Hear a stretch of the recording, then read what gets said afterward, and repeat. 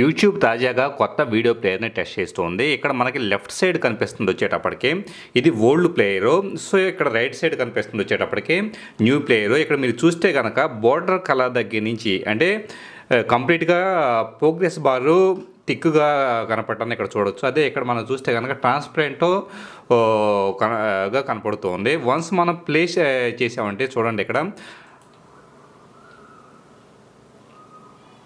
Video కొంత play అయిన తర్వాత ఆటోమేటిక్గా కింద స్టేటస్ బార్ అనేది మనకి డిజపేర్ అయిపోయింది. మళ్ళీ మౌస్ మనం అక్కడికి తీసుకెళ్తే హోవర్ చేస్తే మళ్ళీ స్టేటస్ బార్ వస్తుంది. అదే మనకి పాత ప్లేయర్లు అంటే ఆల్రెడీ మనం ఇప్పుడు చూస్తున్న ప్లేయర్లు వచ్చేటప్పటికి ప్లే బటన్ ప్రెస్ చేసినా కూడా మనకి ప్రోగ్రెస్ బార్ వచ్చేటప్పటికి అలాగే యాజ్ ఇట్ ఈస్గా ఉండిపోతూ ఉంటుంది.